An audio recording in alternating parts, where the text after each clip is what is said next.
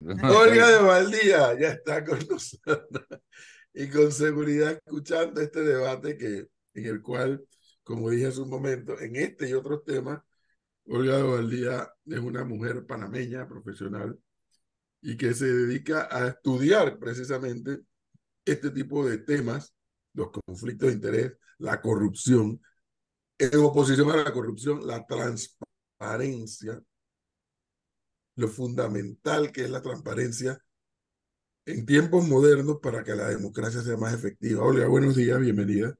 Hola, buenos días a todos. Gusto saludarlos. Gracias por la invitación. Puedes reaccionar a lo que has escuchado. Bueno, Edwin, tú sabes que tú y yo siempre nos encontramos a veces en las dos esquinas del tinglado y Es estoy correcto. en total desacuerdo con tu planteamiento, porque vamos a ponerlo así, los conflictos de intereses son la antesala a los actos de corrupción y en la necesidad de poder hacer el mapeo, esas declaraciones que en la vida moderna o contemporánea, la fórmula, vamos a decir, legal para poder llegar a entender si hay conflictos de intereses en el desempeño de la función pública de un funcionario X. Hoy día, pues se entiende a nivel mundial, no a nivel de Panamá nada más, en lo que hoy se llama la declaración de conflictos, la declaración de intereses. Y esa declaración de intereses debe poder generar entonces una vigilancia interna del Estado para poder gestionar, evitar que el conflicto se dé. Digamos el ejemplo de los miembros de la misma familia contratados por el Estado, o el ejemplo de un funcionario teniendo intereses económicos en una propiedad, una empresa, un negocio, que luego va a tener contrataciones con el Estado. Cuando el individuo queda puesto en una circunstancia, ya sea por razones económicas o por razones familiares, que tiñan el que su deber del ejercicio del cargo público no va a ser su prioridad, sino defender, cuidar, proteger o validar un interés a nivel personal, ya sea familiar, afectivo o económico, entras en el conflicto de interés. ¿Y cuántos hemos tenido? O sea, la historia patria no alcanza. Un programa de una hora, no, una maratón de 3 días de programa no alcanza para hacer el listado de cómo es el no gestionar esos conflictos, el no revelarlos, el tenerlos ocultos o el tener esta costumbre nefasta que tenemos en Panamá del nepotismo en los nombramientos. Entonces genera conflictos que dado el momento tienes un funcionario que es incapaz de cumplir con su deber fiduciario de cuidar la cosa pública y actuar por el bien común. Comienzan a actuar por el bien propio. Y el ejemplo que se trajo del mundo corporativo es 100% cierto. ¿Cuál es la mejor manera de un banco de cuidar su dinero y evitar los problemas internos? En el mismo banco no trabaja marido y mujer, no trabaja hermano y hermana. Y tú dices, no, pero es que este está en la sucursal de David y este está en la sucursal de Panamá. No. Entonces creo que eso hay que verlo desde donde es. No necesario. Lo que pasa es que estamos tan acostumbrados, Edwin, en Panamá, a estar correteando el acto de corrupción después que pasó. Uno de Sí los temas, es. uno de los temas de la transparencia, efectivamente, que es necesaria para salvaguardar el sistema democrático, especialmente ahora ante el deterioro que tiene digamos, el sentir ciudadano frente a la gobernanza democrática, de la decepción de tantos elementos que no se conjugan y en lugar de poner la responsabilidad donde se debe, se está poniendo la responsabilidad en el sistema democrático, es la transparencia. Y la transparencia bien gestionada tiene la capacidad, la oportunidad de prevenir la corrupción. Lo que pasa es que siempre estamos detrás. Nosotros pareciera que siempre estamos en el andén del tren tratando de treparnos a un tren que ya partió cuando el acto de corrupción ya se dio. Señora Olga, una pregunta. Aquí justo usando los ejemplos que estábamos usando, también llevar las cosas, yo siento que siempre tiene tal vez que haber un punto medio y a veces no es culpa de uno las decisiones de profesiones que sus familiares eligen. Entonces, en un caso, ¿cómo podríamos hacer en un caso que una persona quiera optar por un puesto en el gobierno y tiene pues un familiar, su hermano es ministro y él quiere participar en el servicio exterior? ¿Cómo se puede hacer o hay alguna fórmula de crear que pues, personas de la misma Hay una familia puedan... fórmula, hay una fórmula, pero ningún gobierno ha querido aplicarla. Y el único gobierno que comenzó a aplicarla le desbarataron el programa, especialmente en el servicio exterior. Y uno de los problemas más grandes que tenemos como país, como servicio, como los servicios que presta el Estado, entendiendo el Estado como un prestador de servicios, es la falta de una carrera de servicio civil o la falta de una carrera administrativa seria, real, con definición de puestos, con perfiles, con sistemas de méritos, con ascenso por oposiciones, lo que hay en los países un poco más civilizados. Por ejemplo, el servicio exterior es un buen ejemplo. ¿Por qué? Porque en la administración 2014-2019, donde hubo montones de falencias, hubo un programa realmente de admirar o de celebrar, no sé si de celebrar, dentro del Ministerio de Relaciones Exteriores. Ahí se creó por primera vez, en esa administración, un programa de formación, de mérito, de profesional, de generar un cuerpo diplomático profesional. Y eso que quedó sentada, la base de la academia, los méritos, la estructura, todo, sencillamente se desconoció y se desbarató a los 2 meses de entrado este gobierno. Allí había la esperanza de que no pasemos las vergüenzas internacionales que pasa Panamá un día sí y un día no, mandando gente que no está preparada a ningún puesto de la carrera del servicio exterior, salvo algunos, no te digo que todos, en algunos consulados y embajadas hay personal que ha logrado sobrevivir los cambios administrativos. Se convierten como en el carrito de carga y en el que sí sabe cómo se hacía la gestión y dura si es capaz de poder complacer o tener el beneplácito del nuevo jefe, o si le tiene la mala suerte de entrenar a un lacayo nuevo, lo quitan para nombrar al nuevo. Entonces, no existe, no tenemos que inventar la rueda, existe una fórmula, lo que pasa es que ningún gobierno ha tenido la seriedad de poder generar eso, no te digo nada más en el servicio exterior, te digo en todos los ministerios. Mira, esto ha sido dramático cada administración. Uno, o sea, para no, sin ir más lejos, cuando entró la administración 2005-2009, la administración 2009-2014, eso fue una barrería que parecía como una guerra civil, así como en los Avengers.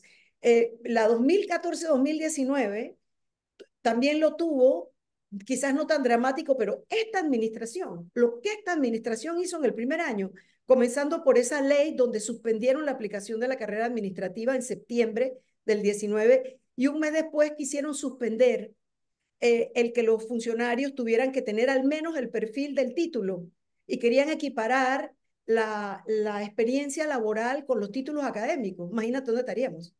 O sea, Ahora, Y señora Olga, Norberto, una pregunta. ¿Esto cómo impacta en la gente que quisiera apostar por una carrera, digamos, en el servicio exterior, o la gente que quisiera entrar realmente a trabajar en el Estado? ¿Eso cómo impacta a la gente cuando piensa que no hay seguridad y los pueden botar casi? impacta gravemente, por eso tenemos un servicio público en casi todos los aspectos, y voy a ser general y odio las generalidades, pero tenemos un servicio que se caracteriza por la mediocridad, se caracteriza por la mediocridad y por el servilismo.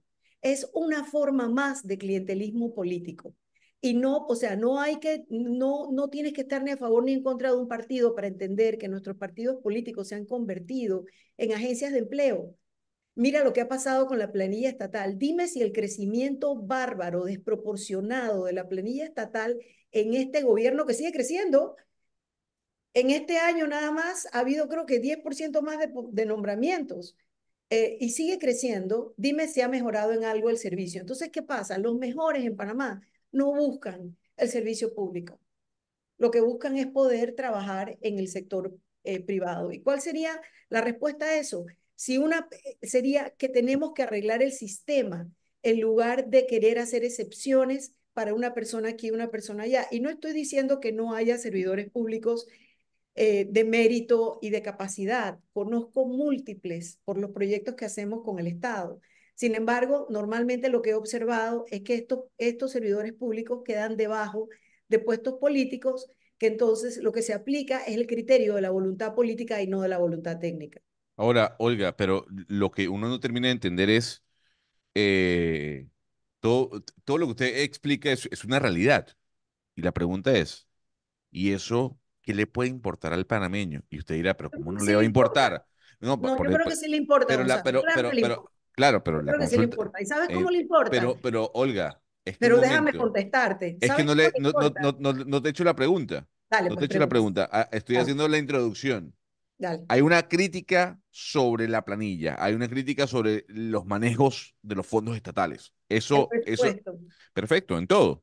Pero quien va liderando las encuestas es Ricardo Martinelli, que precisamente no es una persona que haya sido un ejemplo en cuanto a la lucha anticorrupción para algunos. Entonces, ¿realmente le importa al panameño eso? Bueno, creo que hay varias premisas en tu pregunta que asumes como realidades dadas. Una de ellas es que al panameño no le importa. Entonces, yo creo que allí tenemos que hacer un paso para atrás porque me parece que ha quedado claro que al panameño sí le importa. O sea, si vamos a ignorar lo que ha estado ocurriendo en los últimos 2 años, entonces sí, pues al panameño no le importa. Pero el panameño salió en masa en julio del 22 indignado ante cuál fue el incidente que lo detona, las botellas de Macallan. Y ahora volvimos a salir indignados. ¿Cuál fue el incidente que lo detona? Esa jugarreta realmente inenarrable de ese contrato que se firma en 24 horas. Entonces, hay una indignación que no logra tener carril y aquí tenemos que matizar, Gonzalo, con dos cosas, la inequidad y la informalidad. Mira, esto de que nosotros tenemos 51% de la población inscrita en partidos políticos, pero entonces 70% de nuestra población no distingue lo que es una idea de izquierda y una idea de derecha, como demuestra la encuesta de CIEPS que se publicó antes de ayer. Esto de que tenemos 51% de personas inscritas en partidos políticos, pero cuando vas a ver, a desglosar, la mayor parte de ellas son mujeres, 52% son mujeres. ¿Por qué?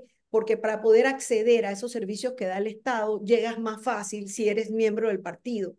Entonces, hay como un conocimiento en esa gran otro Panamá que no está en el 20% de arriba, donde estás tú, donde está esta conversación que la mantenemos arriba y no logramos llegar a esa otra parte de ese otro Panamá que está en situación constantemente de precariedad. Entonces, esa situación de precariedad es la que es explotada y yo al final estoy creyendo que yo soy muy poco dada a las teorías de la conspiración, pero no puede uno cerrar los ojos y no ver el nivel de dependencia clientelar que van creando los partidos y las dependencias gubernamentales. Yo estoy de acuerdo contigo. ¿Qué dice de Panamá el que en las encuestas Ricardo Martinelli con su discurso de te voy a dar prosperidad, te voy a dar más dinero, te voy a hacer las cosas fáciles, sea quien lidera las encuestas? Ahora bien, otra cosa también real que Edwin tiene mucha experiencia en esto, muchas elecciones observadas. Las encuestas en Panamá y los resultados el día de las elecciones y al día siguiente, en 6 elecciones seguidas, han demostrado no ser reales. Y mira, que yo no, yo he llegado a la conclusión de que el hecho de que vuelve a pasar y vuelve a pasar, nos dice que no es que todas las encuestadoras están manipulando, es que hay algo entre el pensar y el actuar, el manifestarse y el actuar. Y en el panameño hay Y ese algo, ese secreto, una rebeldía secreta a la autoridad y al poder. Entonces ese yo, algo, Olga, ese algo, porque en mi otra vida, cuando yo era miembro de partido político, sobre todo en la época de la dictadura, eso lo estudiamos en aquella época y no ha cambiado mucho. Algunas cosas han cambiado mucho, otras cosas no han cambiado. Y ese algo, entre otros, es el tema, muchos políticos y muchos ciudadanos que no son, necesariamente son miembros de partidos políticos, creen que la corrupción es el eje para mover el resultado de una elección y no lo es. no, La no lo corrupción es. no es el tema. O sea, la corrupción es el tema que te genera rabia, que te genera pasión, que te genera titulares, pero la corrupción no te produce un resultado, el tema de la corrupción no te produce un resultado electoral. Eso está harto estudiado. Hay un tema adicional y es que, y en este gobierno lo hemos visto mucho a nivel de comunicación, y es el tema de vaciar de contenido los términos, casi como si estuviéramos hablando la neolengua de Orwell en 1984. Este gobierno con su maquinaria de mercadeo digital que bien les convendría, en lugar de tener tanto contrato directo allá en el Ministerio de la Presidencia, a mercaderes digitales, contratar un sociólogo, un politólogo, que les explicara la situación real que tiene el país y la ciudadanía, porque realmente la forma en que actúa pareciera que no lo entienden, y mucho menos su deber fiduciario como gobernantes, y lo dejamos ahí, sería ver cómo han usado la palabra transparencia y la palabra corrupción en cada uno de los discursos y ha permeado inclusive hasta los discursos más abajo. Y es un esfuerzo, cuando uno lo analiza desde el punto de vista de comunicación estratégica, si tú vacías el término de contenido, el término ya no significa nada. Entonces, mira, el vicepresidente actual, que bueno, se le olvidó que es vicepresidente, él cree que nada más es candidato, tiene una campaña ya desde que inició a principio de año, de en cada espacio público decir que su gobierno es el más transparente, que el presidente ha sido el mejor presidente y que este ha sido el mejor gobierno y que no ha habido casos de corrupción. Y lo repite una y otra vez, él y todos los lacayos, lo repiten una y otra vez, y los mercaderes de la información que tienen contratados. ¿Qué trae eso como resultado? Que efectivamente hay una confusión enorme de qué es una cosa y qué es la otra. Pero si regresamos a la pregunta original de Gonzalo, con respecto a si a la gente le importa o no le importa que los funcionarios sean de carrera, sepan hacer su trabajo, lleguen a los puestos de forma justa, desempeñen la función como deben, yo creo que al panameño sí le importa. Yo creo que el panameño que tiene que lidiar con obtener los servicios del país, la educación, la salud, la vialidad, todo lo que está dado a medias o mediocremente o pobremente o por debajo de lo que es el mínimo estándar, panameño sí le importa y el panameño sabe cuando alguien está conectado y está en el puesto por estar conectado y entonces hay que cuidarlo y hay que guardarle las espaldas y está bien que no trabaje, pero si yo lo cuido a él, me cuido yo.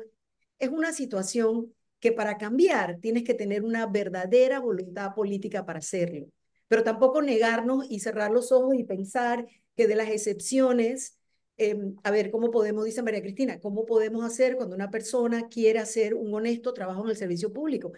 María Cristina, ojalá hubiese el espacio para aplicar, hacer la oposición, entrar al concurso, ganarte el puesto, tener seguridad laboral, tener un salario decente y hacer tu servicio civil. Es una belleza cuando uno tiene que lidiar con gente del servicio civil profesional de otros países. Es impresionante. Y Ahora, ojalá y hubiesen sanciones y certeza del castigo que para cuando la gente hace las cosas mal, Por favor, ni lo hablar de... sancionen, pero es que no ocurre. Bueno, Flor, no solamente no ocurre, sino que ahora lo que estamos viendo con esta ley, con el deterioro formal del Estado de Derecho en Panamá, a partir de la ley 351 del 22 de diciembre del 22 de la Contraloría. Esa ley que ha creado una quinta república, una cuarta república dentro de la Contraloría y que hace que el Contralor, de forma inconstitucional, tenga unos poderes que están por encima de todas las autoridades del Estado, también nos van a traer o nos están trayendo como resultado que como un solo individuo, una persona de carne y hueso, tiene poder discrecional para abrir o cerrar cualquier investigación y la única manera de poder probar en una corte de justicia en este país que hubo lesión patrimonial es una auditoría de la Contraloría General de la República, sentémonos a esperar la voluntad política de que esas auditorías se den cuando se trata de personas claves en el poder que nos gobierna hasta mayo del 24. Es una situación gravísima. La Corte Suprema tiene la demanda de inconstitucionalidad de esa ley. El procurador de la administración, el doctor Rigoberto González, emitió su opinión diciendo que efectivamente la ley es inconstitucional, los poderes que le dieron al Contralor, el fuero que crearon para los auditores, que ahora no tienen responsabilidad ni civil ni penal por sus actuaciones o sus omisiones. Entonces, además tenemos una especie de, esto sí es novedoso, ¿eh? Y yo me quedo pensando, si esta gente que se imagina y se piensa estas cosas, usar esa imaginación para el bien, este país claro. sería la maravilla, porque se crearon una impunidad a priori. Ya aquí no va a ser ni siquiera corretear el acto de corrupción después de que pasa. Tienen una ley que ha hecho legal lo ilegal. Pero, y la Entonces, corte que ¿cómo se vamos a demora, entonces, corretear? ¿cuánto ¿Cómo tiempo se va vamos a a demorar la castigar? corte? ¿Cómo vamos a castigar la mala acción si no podemos Claro. probar la lesión patrimonial? Y Señora entonces, ¿y Olga, Oiga, la corte pero que no reacciona? Pero fíjese que aquí estoy teniendo un debate con alguien cercano a Ricardo Lombana, a más amigo, que sigue justificando un poco la posición que tenía el profesor Edwin Cabrera. Y lo que estamos diciendo, Cristi, mi persona, es, oiga, ¿por qué satanizar a todo aquel que hace parte de la política tradicional? ¿Usted cree que el discurso de Lombana frente a la política tradicional y la satanización que hay sobre ella no le hace daño al ambiente, al debate, a lo que vamos a ver en mayo? Mira, y una de las palabras, ahora, ya que estamos, como estoy hablando entre comunicadores, pues me encanta, la verdad, estas discusiones son muy, muy interesantes. Empecemos por la palabra satanización. Esa palabra también viene de estas oficinas de mercaderes digitales allá en el Ministerio de la Vicepresidencia, que fueron los que primero empezaron a usar la palabra. Él comenzó a usar la palabra hablando de satanizar, satanizar. Mira, el concepto en sí es un concepto que entonces polariza, porque no, la palabra en sí está equivocada en el uso de lo que estamos hablando, porque lo que estamos hablando es el ejercicio correcto en integridad de la función pública. Es clarísimo que no todos los funcionarios están haciendo mal su trabajo. Es clarísimo que hay un número de funcionarios, identidades que están haciendo y gente que logró sobrevivir la mortandad o viste, yo misma usando palabras extremas, la barrería que hicieron al inicio de, mira, aquí hay instituciones del Estado que perdieron 80% de su personal. Aquí hay instituciones del Estado que perdieron 90% de su personal en un año al haber entrado este gobierno, para que nos quede claro a todos. Entonces, eh, el, el, el tema allí es que la función pública tiene que regresar a buscar el bien común al servicio de la ciudadanía, no al servicio de los intereses o los egos de grupos alrededor del poder. Nosotros hemos trabajado en estos últimos 2 años con el concepto de cleptocracia, que es los focos de interés, personas, empresas, intereses económicos alrededor del poder ejecutivo generalmente. Y bueno, nosotros tenemos un foco de poder en el legislativo en choque durante un par de años con el ejecutivo, que había dos focos de poder en el país. Y seguir gobernando para beneficiar esos intereses en lugar del bien común es en parte de lo que nos tiene aquí. Entonces, yo no conozco a detalle el discurso de Ricardo Lombana, sí lo he escuchado muchísimo con relación a la corrupción. Creo que hay que esperar, obviamente, su plan de gobierno y ojalá en esta elección veamos planes de gobierno verdadero y no lo que pasó en la elección anterior, que ninguno de los candidatos entregó un plan de gobierno real. Entregaron una lista de Navidad sin ningún rigor de metas, tiempos, recursos, indicadores, nada parecido a lo que debe ser un plan de gobierno real. Lo que pasa es que ahí sí te doy la razón, Gonzalo, con respecto a qué le importa al votante, Yo, porque normalmente Ahí está, ahí un está. candidato que no entregue un programa bien hecho debe recibir un boomerang negativo de parte de unos votantes, Y pero eso es lo que no ocurre, Olga. yo con bueno, eso, yo quiero No con eso ocurre. quiero hacer una pregunta, porque es una pregunta que me hicieron a mí, se la quiero hacer a la señora Olga. Y es, a mí la semana pasada unos estudiantes hicieron una presentación aquí en el Reino Unido sobre Panamá, sobre en su clase de políticas públicas, cómo aumentar la responsabilidad, el accountability, ¿no? En las elecciones de los actos de corrupción. Y bueno, hicieron una presentación y me preguntaron a mí cómo ellos tenían un plan y yo lo revisé con ellos después. Y me hablaron mucho del acceso a la información, de la cobertura de los medios. Y yo les dije, bueno, en Panamá hay una ley de acceso a la información que funciona 3 con 2. Hay un gran apetito por parte de los medios de cubrir los actos de corrupción en líneas generales, pero a veces lo que hace falta es la responsabilidad, sobre todo, y yo hice la diferencia de cómo la gente vota al Ejecutivo en temas de corrupción y cómo votan al Legislativo en temas de corrupción. Me parece que los votantes hacen como una diferencia al momento de ponerle responsabilidad a uno y al otro. Y yo le dije, para mí, la mejor manera, tal vez en el sistema, es ver cómo podemos hacer que el Estado de Derecho funcione, es decir, la justicia funcione, pero ahí después hay un pacto casi como de no agresión entre la Corte Suprema de Justicia y la Asamblea, y después ver, porque yo creo que parte de lo que viene es cómo está diseñado, cómo elegimos a los diputados. Si a Olga Doboldia le tuvieran que los estudiantes hacer esa misma pregunta que me hicieron a mí, ¿usted cómo la respondería? Repíteme o sea, entendí todo el cuadro, pero La no sé pregunta es exactamente cómo la podemos, pregunta. cuál sería la estrategia que como país podemos hacer para que para que los políticos sientan el accountability después en las urnas, porque lo que yo digo, los políticos, sobre todo el legislativo, parece tenerle más miedo a perder la visa americana que otra cosa. ¿Qué podemos hacer nosotros como sociedad? Bueno, lo primero es entender que el modelo de democracia representativa, que es donde está nuestra construcción constitucional, quedó en el pasado. Que tenemos que movernos o nos estamos moviendo a la fuerza, como quien dice. Yo creo que dentro de 20 años, cuando hagan el estudio de la evolución democrática, esta década va a ser la década en que se entendió que la democracia o es participativa o no es. Entonces, nosotros tenemos, el problema es múltiple, o sea, hay múltiples, lo que se llaman drivers, ¿cómo se dice driver? Qué pena. Hay múltiples disparadores del tema que genera la falta de efectividad en el servicio público y el espacio para la discrecionalidad que ha permitido el descenso formal de la gobernanza democrática en esta administración. O sea, lo que ha pasado en esta administración no podemos llamarnos engaño. Este es el mayor deterioro de la gobernanza democrática que hemos tenido desde la invasión, desde el regreso a la democracia.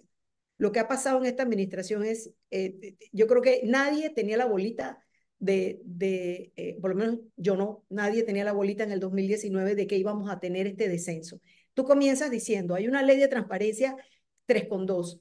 Mira que esa ley de transparencia ha bajado a 3,2 en esta administración. ¿Por qué? Porque tuvo años la ley, tuvo 10 años la ley en papel sin verdadera funcionamiento desde organizaciones como nosotros y en el momento dado la Defensoría del Pueblo, el defensor Juan Antonio Tejada, comenzó a obligar a las instituciones a hacer la transparencia proactiva. Hoy día la transparencia proactiva, es decir, lo que tienen que publicar todos los meses, se hace regularmente. Nosotros hicimos hasta en la fundación hasta concursos de página web cuando esto no se hacía regularmente y que lo publiquen regularmente tiene aproximadamente 10 años nada más. Eh, pero ahora vemos un descenso formal en las instituciones que han decidido declarar como secreta información que es pública. Y entonces, ¿dónde está el challenge? ¿Dónde logras hacer la contraparte? Haciendo valer la separación de poderes y yendo al judicial.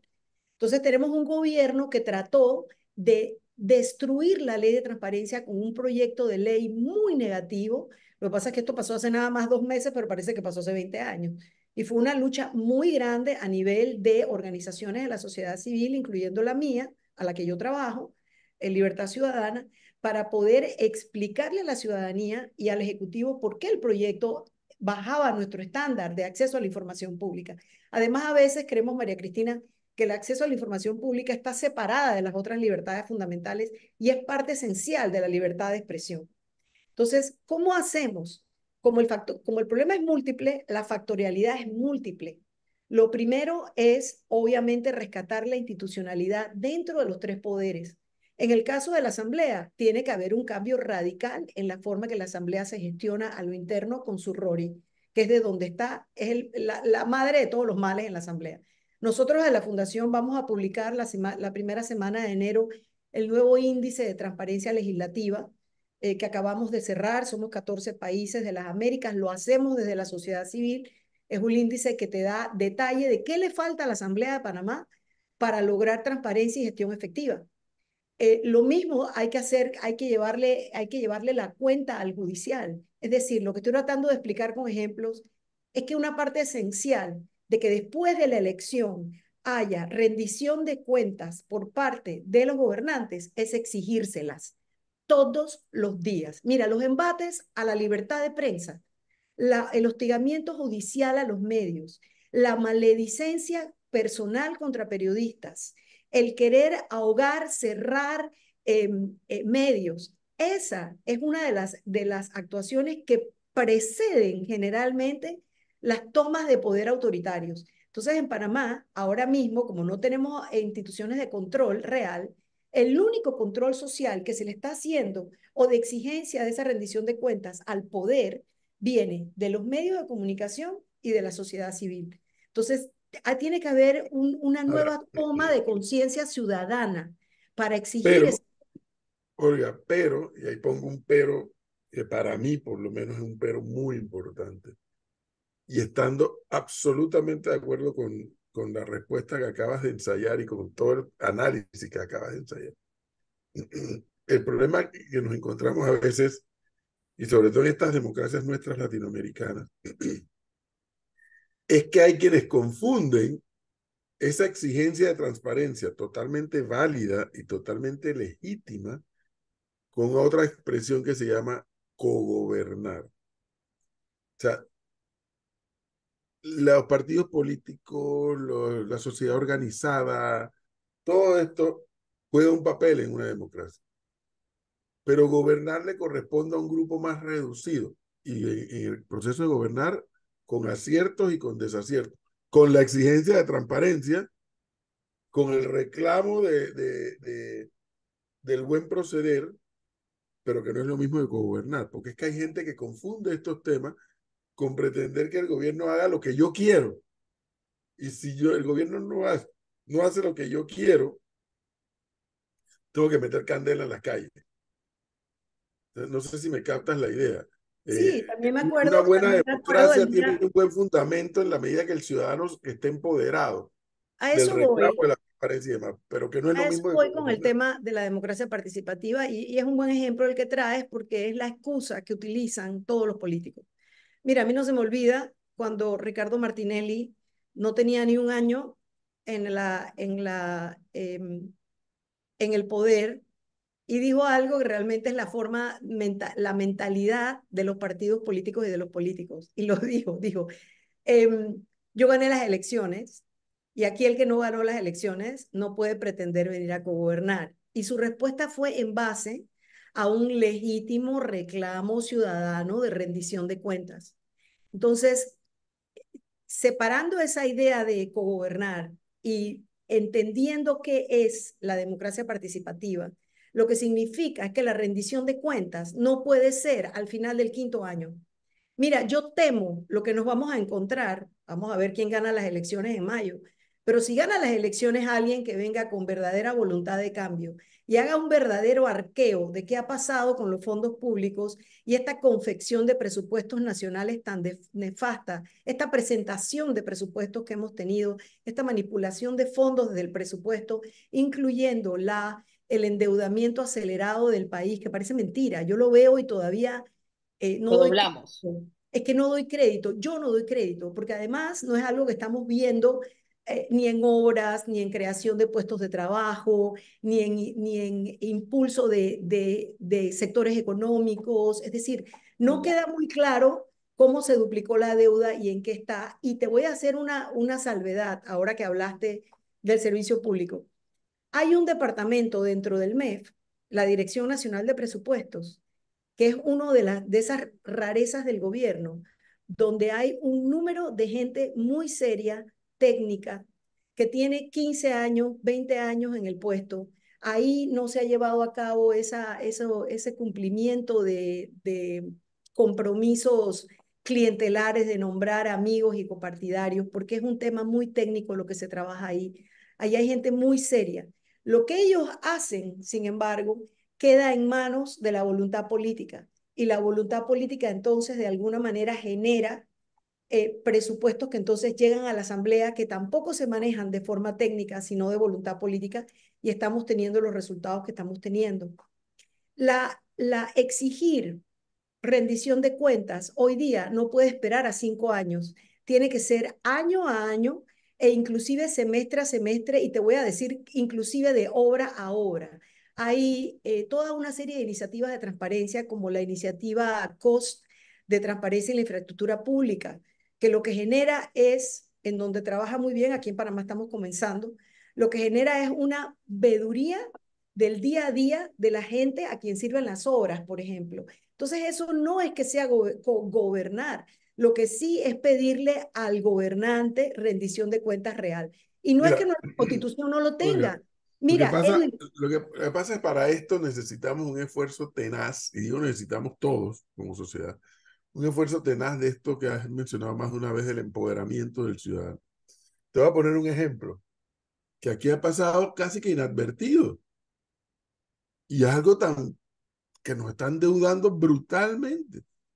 Aquí la administración Cortizo decidió por sí y ante sí eliminar el proyecto de la línea 3 del metro por un cuarto puente sobre el canal y meterlo por un túnel.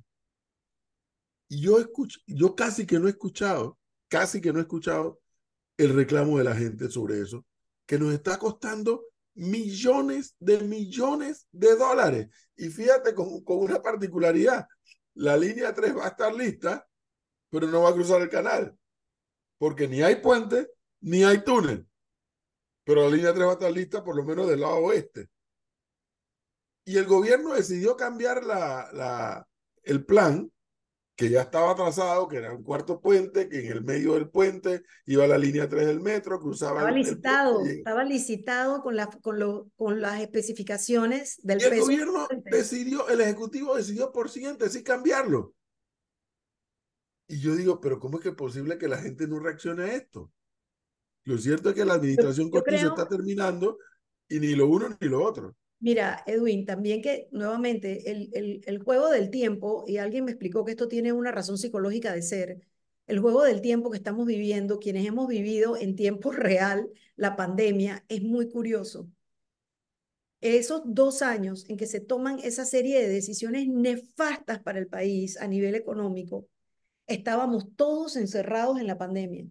Entonces, había prioridades que yo creo que la población en general, yo creo que el propio gobierno, me parece además que estamos viviendo un tema como de la cabeza de la medusa, porque hay ramas del gobierno que no saben lo que está haciendo la otra rama del gobierno, ¿ah? O sea, este tema de la falta de información no es nada más a nivel vertical, es horizontal también entre las entidades gubernamentales. Efectivamente, eso es un problema gigantesco, pero dime tú cuántos problemas gigantescos no podemos nosotros así hacer la adenda a la gestión del Ministerio de Obras Públicas. Ese es uno de los ministerios, creo yo, que ha tenido de las peores actuaciones que hemos visto en años recientes y el tema del abuso de los fondos públicos sin un verdadero chequeo, porque mira, un tema que también, bueno, yo te mandé la investigación, ¿te acuerdas que la publicamos en julio sobre el rol de la Asamblea Nacional como ente de fiscalización y control? Hemos tenido un abandono completo, casi completo, por parte de los diputados de su rol de fiscalización.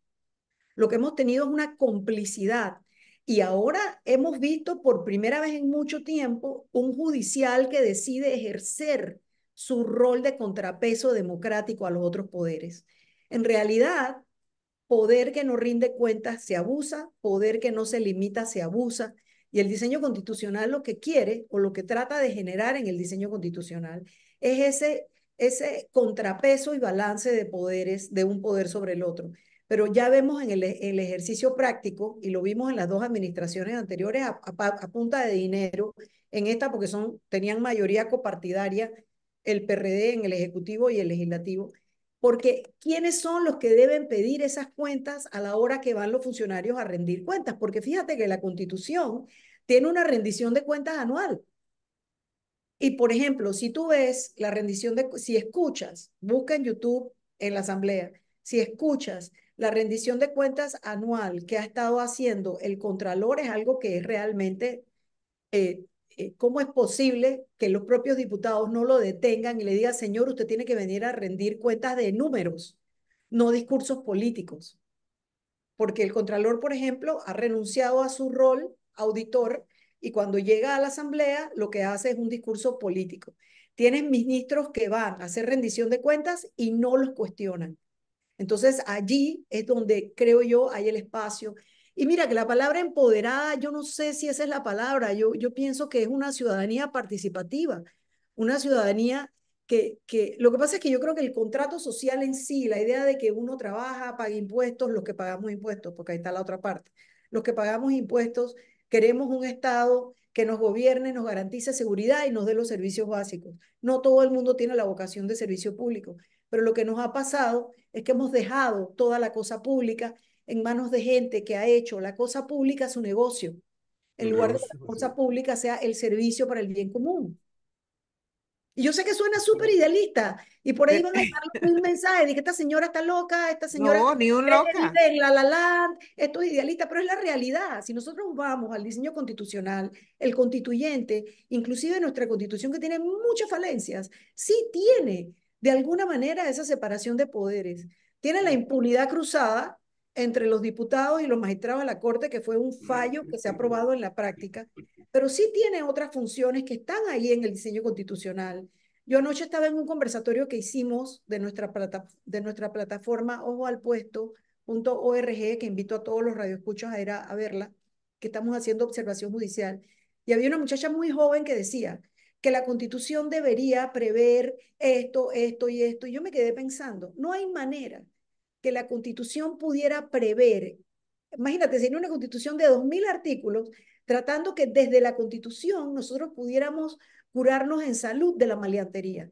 No hay manera, porque al final todas las leyes están escritas en dos presupuestos. Uno, la ciudadanía la va a obedecer, y dos, el gobierno va a hacer una labor, desde la teoría al menos, consecuente con la ley. Si nosotros tratamos de pensar que en la Constitución tenemos que meter todos los antídotos y las vacunas contra la maleantería, no pudiéramos tener una Constitución. La Constitución no es la varita mágica. Usted lo acaba de decir, la Constitución es un contrato social. Pongámonos de acuerdo en cuáles son las reglas que nos van a normar. Pero luego de eso, será el comportamiento ciudadano el que va a determinar Y qué del pasa y qué no funcionario. pasa. Y del funcionario, y damos la vuelta entera y regresamos a la integridad. Y ahí es donde están donde es necesario gestionar los posibles conflictos de interés, porque si no tienes fenómenos terribles como los que nos hemos tenido, y nos enteramos siempre después del escándalo. Sí, Cosa así que es. trae al tema de que la ley de conflictos de intereses, por más bien intencionada que estuvo, esa píldora envenenada que metieron los diputados de que las Sí. declaraciones fueran secretas y no públicas, como es el estándar internacional, entonces nos trae como resultado una incapacidad de poder gestionar que el conflicto de interés no se dé. Y la otra Bueno, realidad, Olga, el tema de del presupuesto general del Estado, Muy que terrible lo que no, estamos no hay viviendo, llamado a sesiones extraordinarias, o sea, no se sabe qué va a pasar. Y mira muy el tiempo terrible por lo que donde estamos vamos. viviendo, pero ahí tenemos un tema constitucional también importante que no se puede dejar de ver, y es que el artículo de la Constitución que habla de que en el momento que no, creo, déjame buscar, porque por aquí lo tengo, si el eh, presupuesto no es votado, que el presupuesto no es votado, el artículo 272, si el proyecto de presupuesto general del Estado no fuera votado a más tardar el primer día del año fiscal correspondiente, entrará en vigencia el proyecto propuesto por el órgano ejecutivo, el cual adoptará inmediatamente decisión del Consejo de Gabinete. Es un presupuesto escandaloso, 32.000 millones de dólares. Sube 5.000 millones de dólares, y si no me equivoco, esos 5.000 millones de dólares han entrado en un rubro que se llama ajustes. Ajustes.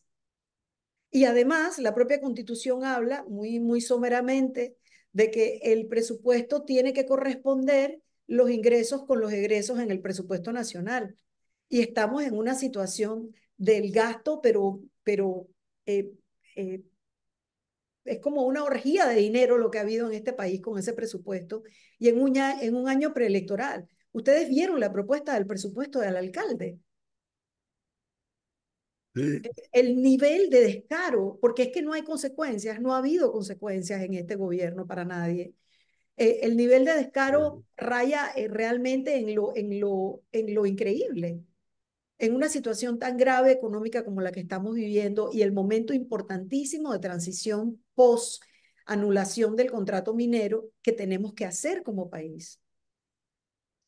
temas que van a seguir teniendo vigencia, temas de los cuales hay que seguir hablando y que con gente como Olga y organizaciones en las que ella está, se convierten en una especie de gotera. Iba a decir hasta de gotera necia, pero es que a veces hay que ser necio con estos Y temas. pues, así es. Hay que Mira, ser eso es necio lo con que estos pasa, temas. pero Edwin, ese es el rol nuestro. Nosotros no Sí, estamos tratando, desde una organización como la mía, Fundación para el Desarrollo de la Libertad Ciudadana, que tiene 27 años de estar trabajando en el país.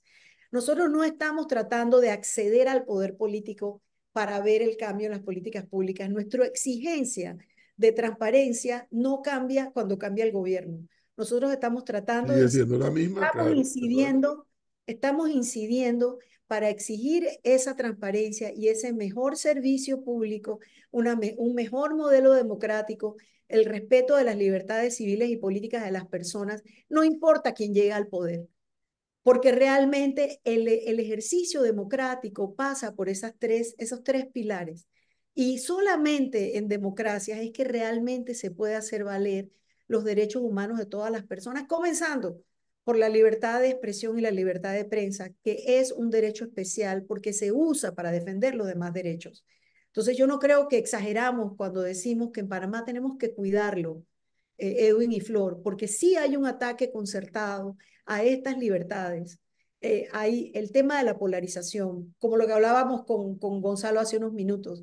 Cada vez que de los mercaderes contratados en contrato directo de la presidencia vacían de contenido la palabra transparencia, la palabra corrupción, la palabra integridad en el servicio público, probidad de los actos públicos, tenemos como ciudadanía que entender que nos están haciendo un engaño colectivo y que tenemos que seguir exigiendo esa transparencia, esa rendición de cuentas, que poder que no rinde cuentas se abusa y que ahora mismo para nosotros es vital la libertad de prensa y la libertad de expresión. Bueno, Olga, muchísimas gracias como siempre. A Dando este ustedes, tiempo. a ustedes. Muy amable. Gracias. Chao. Que esté bien. Bye.